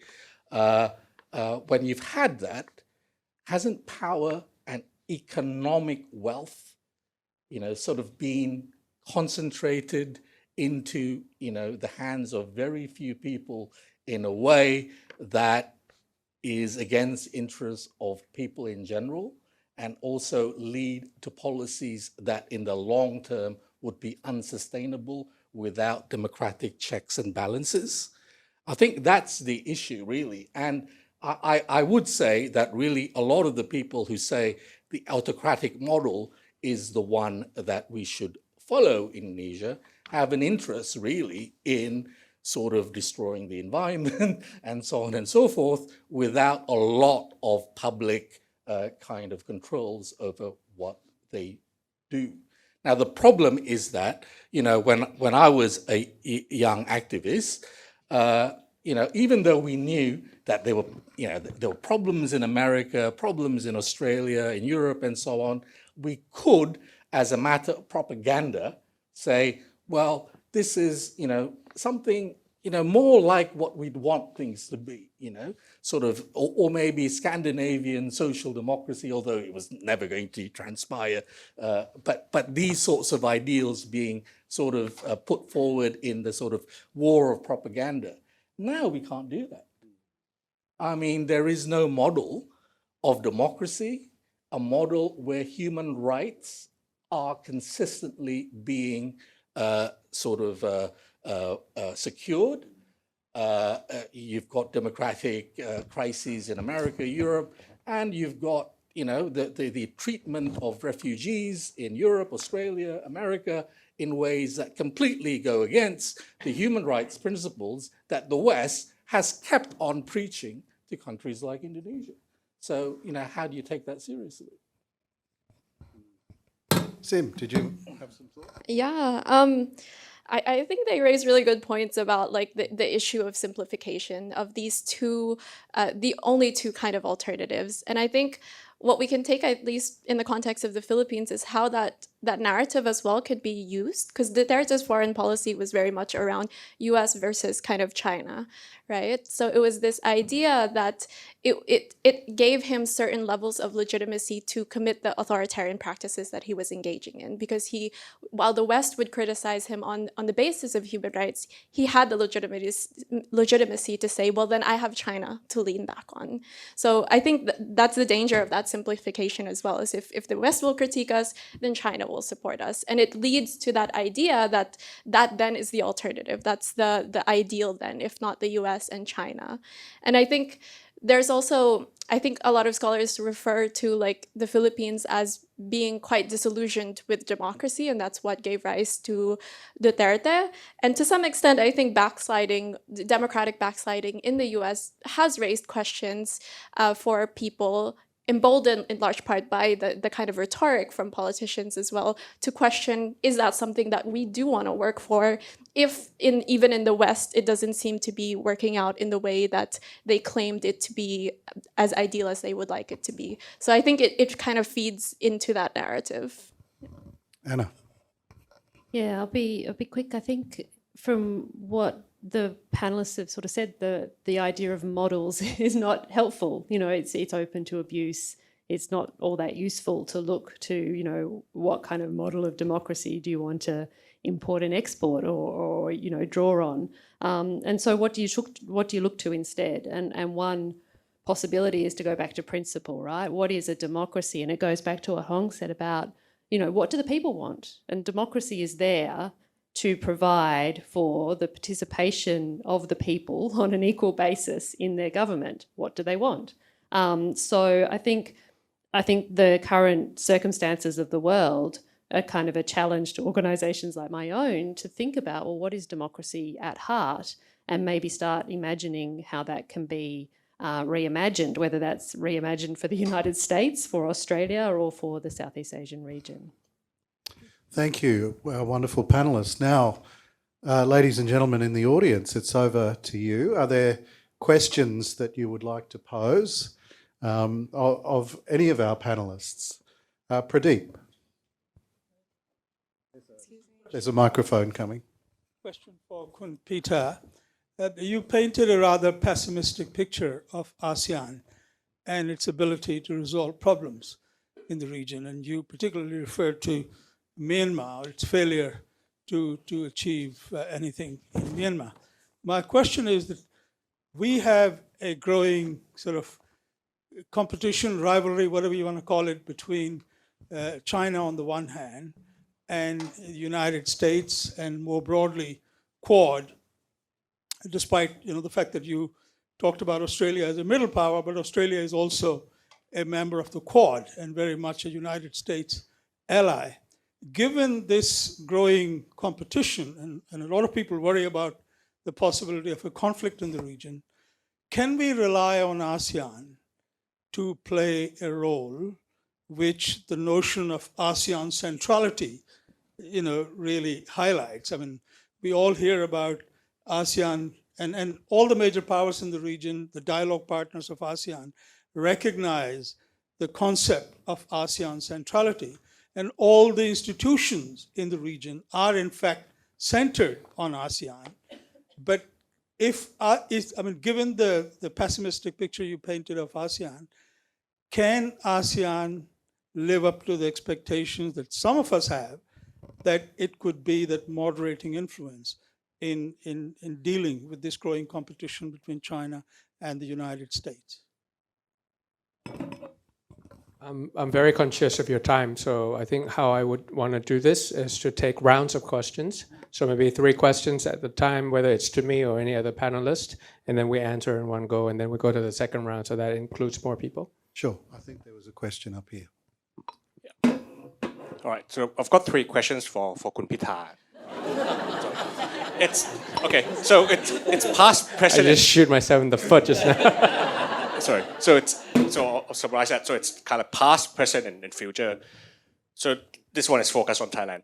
What, in your view, what do you think? What have we been doing wrong for Thai democracy, and why are we still here? Okay. So for the present, this is maybe a bit personal. So with what you have done, and like with all the problems that, like with your case and with the Move Forward Party as well, what do you tell yourself like every day, like to keep fighting for this? And for the third question, for the future, so let's say what we discuss here, like the democracy might be, what in your view, what is a Thai blend of the democracy, and why would those stakeholders will accept these conditions? Easy question. Yeah, thank you. Maybe last question for anyone, and then I'll take a jab at all those questions. Hi, my name is Thomas. I'm a student at Monash University and also on the Student Union, and I'm also an NCP scholar for the Philippines and fellow for ASEAN. My question is kind of a reflection on some of the professors, both professors' questions on young people, but also relating to Pita's own experiences. I feel that young people are not necessarily inherently pro-democratic or anti-democratic, but that we are truly fed up, that it just seems like things aren't working.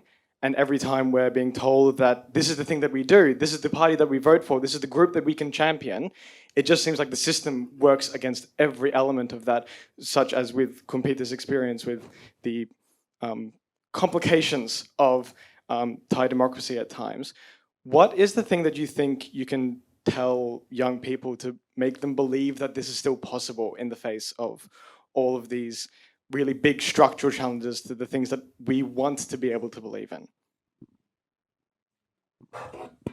Thank you very much for the question. For the first question is about pessimism and also about Quad, whether it will intensify rivalry in already a contested world. I started with opportunities. I started with opportunities in terms of revival of new leadership that could come in.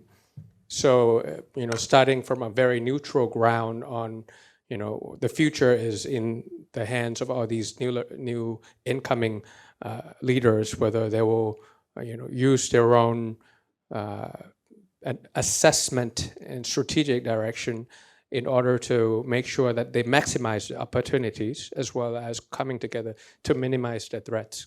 So it's not always the case, something if you really do the job that you're supposed to do, then it might not lead to a negative consequence all the time.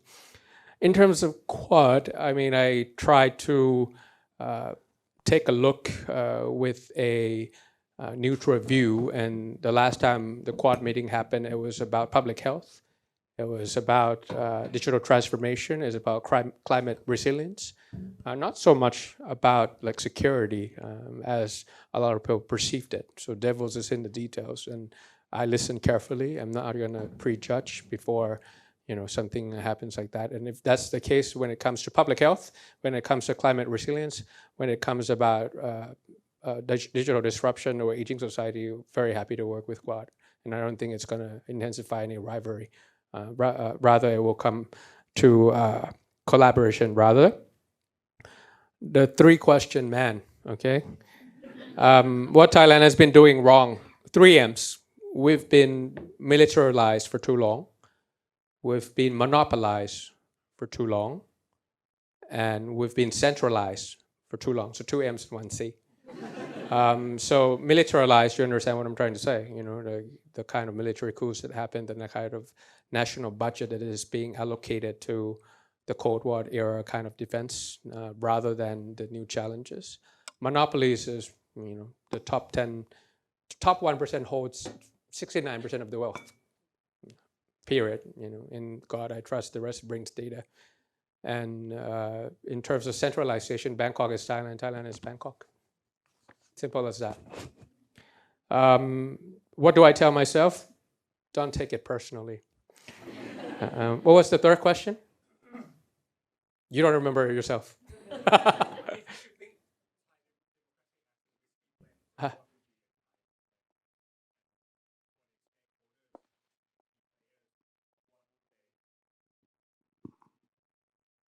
Okay, I'll repeat the whole thing. Okay, sorry. So if you think Thai democracy as a whiskey blend, so what would be the blend of Thai democracy, and with the key players, like the stakeholders, what would be the status of them and why would they accept those? Single malt, baby, with a bit of ice because it's hot, and make sure it's pure. Power to the people.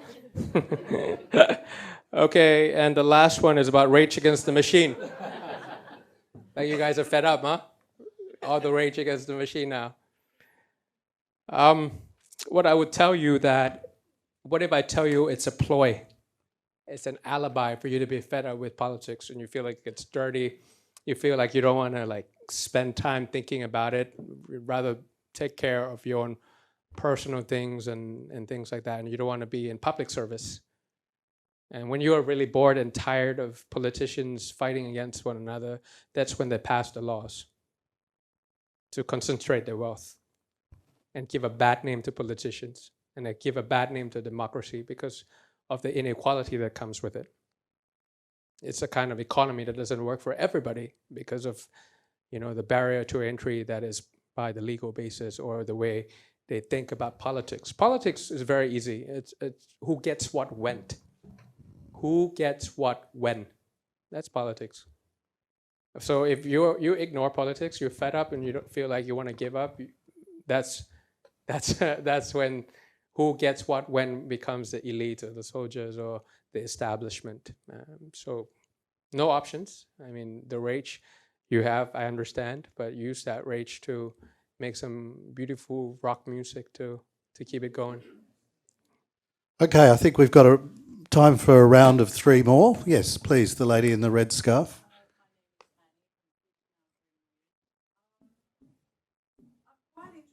fact, thank you. You've mentioned a lot this evening about ASEAN, but you haven't touched on BRICS. And particularly as Thailand has recently shown their interest in joining BRICS. And as we know, China is the dominant superpower of BRICS. What anybody can comment on that? Thank you. I think there was one just behind. Yep. Hi, first I just want to say thanks, Computer and the panel, for the discussion. It was really interesting, and Michael for facilitating. My name is William. I'm a previous NCP and graduate of UniMelb. My question is, I guess one of my key takeaways from this conversation is that unifying Australia and the Asian region is really important for managing geopolitical pressures from the East and the West. We spoke briefly about synergies between Australia and the Asian region in terms of leveraging economic strengths with nickel to have a stronger voice in this region as a middle power. My question was, can we dive a bit deeper into Australia's role into this space as well in terms of how we could potentially have a more active role in supporting stability and prosperity within the region and then becoming a stronger middle power? Thank you. And up the back there, thank you. My name is David Navaratna. Thank you so much for the talk. My question concerns the role of party loyalty in relation to democracy. So Mr. Pita has already described the challenges of maintaining a party identity in relation to oppressive political opponents that want to dissolve the party. But however, I know that in other areas of Southeast Asia, in nations like Indonesia, politicians like Jokowi have publicly supported Prabowo Subianto, a previous political opponent in the last election, given in part because his son was the vice president. So my question is, what value does party loyalty have to democracy, and how can it benefit or take away from its value? Thank you. Okay. Who wants to go first? And I don't want to monopolize the conversation, so if you guys can go. Otherwise, I have to go. For BRICS.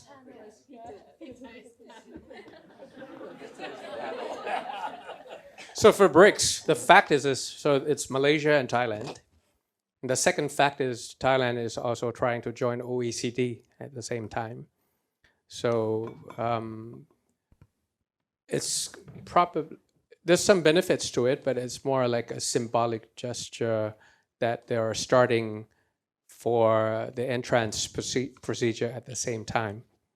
Yeah, for some, if they don't do it together, it might seem like a maneuver of choosing sides, but then again, because they apply to OECD at the same time as BRICS, and it's only the beginning of the process, it's too soon to analyze. But I felt like if we were to find a natural partner of choice, ASEAN and Australia would be something of concrete benefits, because it's not about sides. It's about values together. It's about going back to the rule-based world order, where foreign policy is an a la carte and not a buffet. It's very imposing for great powers to make us choosing sides as if foreign policy is a buffet.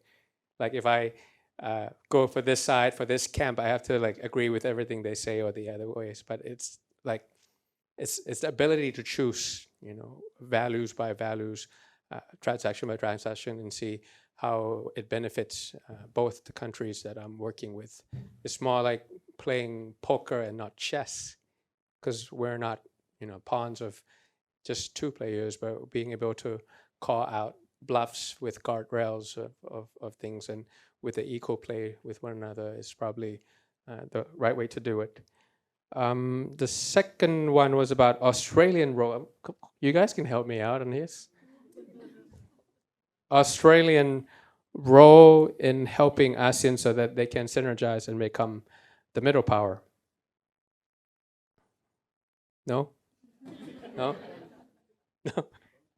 Okay, I can give a step, given that I've been advocating for Australia's engagement with Southeast Asia for a long time. I think Australia's actually on a very good trajectory in doing so, especially with the recent, continuous, but also more recent.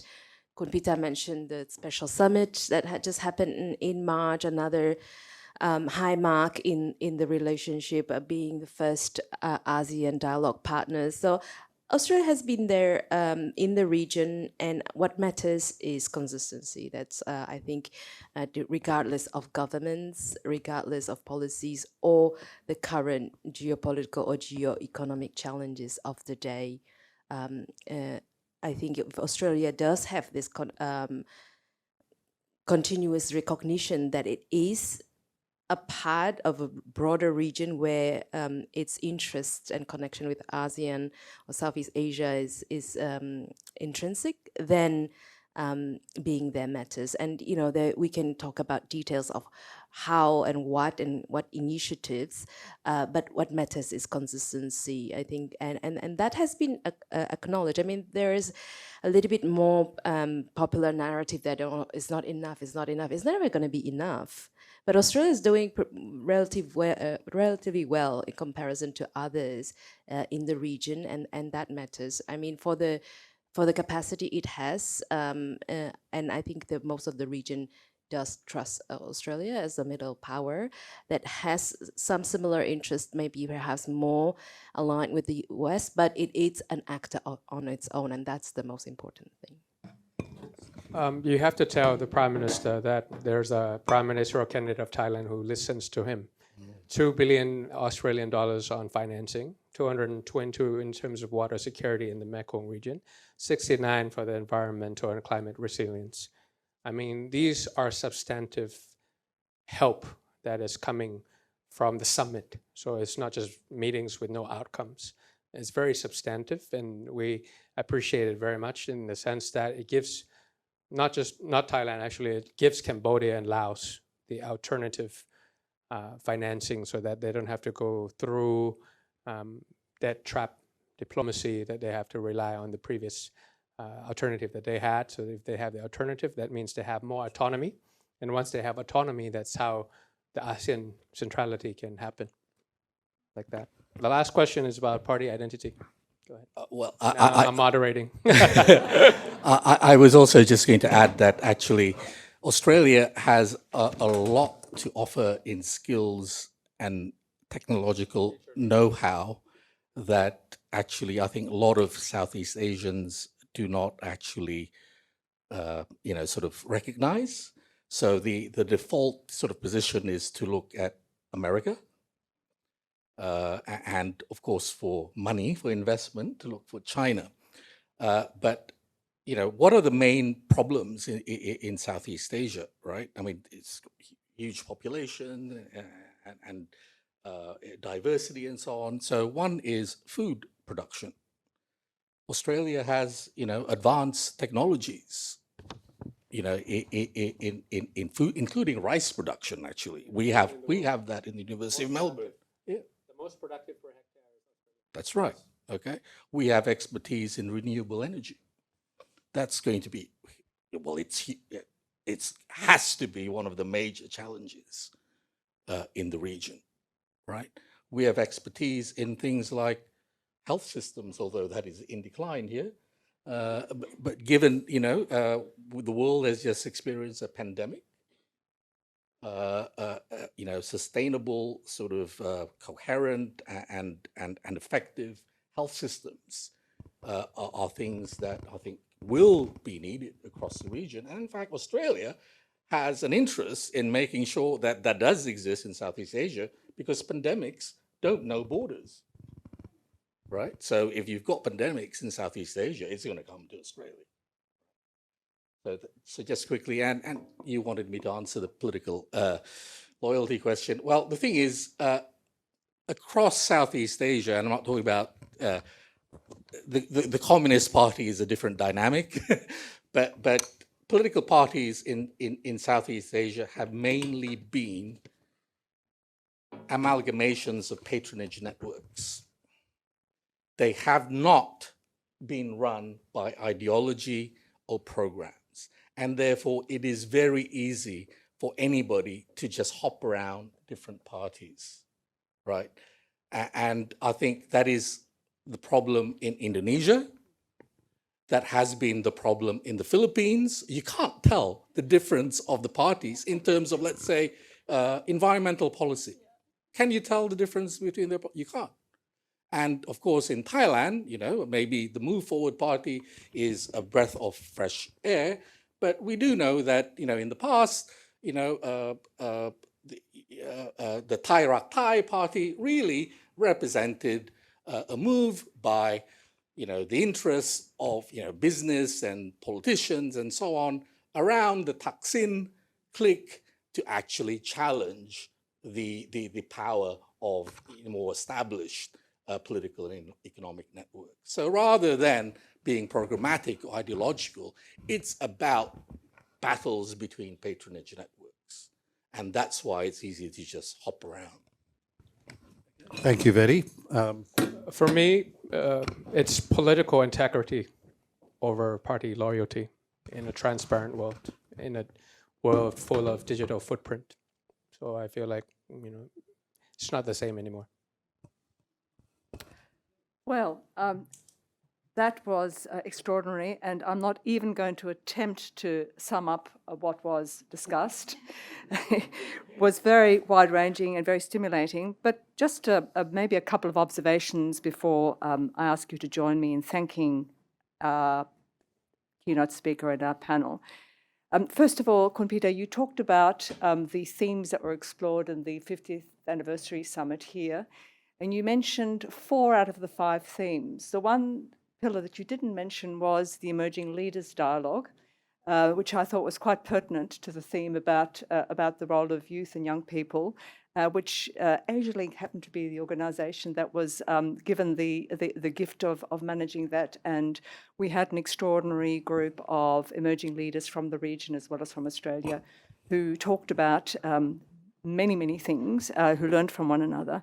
And that brings me to the next theme. I think it is clear that our future, our respective futures, Australia and Southeast Asia as a region, looking at institutional collaboration with ASEAN, but as a region, our futures are inextricably entwined.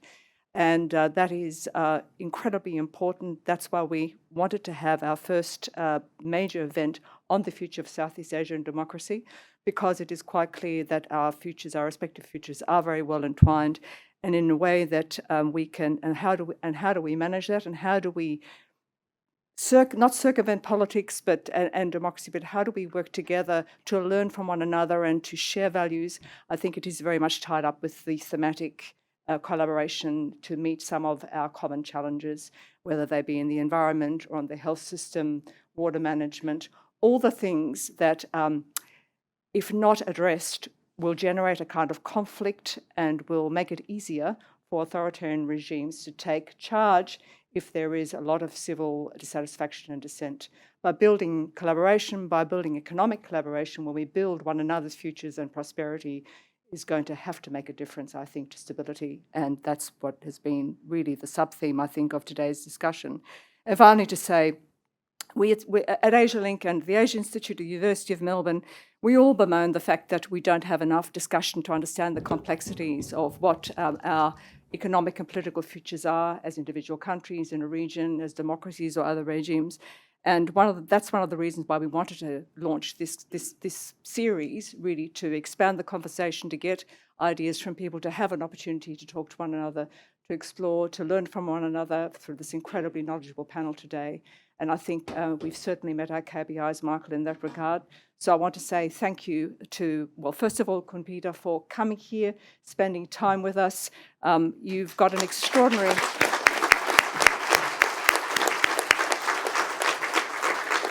Your idealism, courage, but also your pragmatism, I think, is an inspiration for us all. And thank you to our fabulous panel, mostly from the University of Melbourne. But I think what is wonderful to see is how diverse and knowledgeable the people we have here in Australia who think and talk about these things, and who can also help us understand the region and the future of Australia and its relationship with the region, including the theme for tonight, which is the future of democracy in Southeast Asia. Thank you all for coming tonight. It's been wonderful, and we look forward to seeing you at the next series, if and when it's arranged later on this year. Thank you.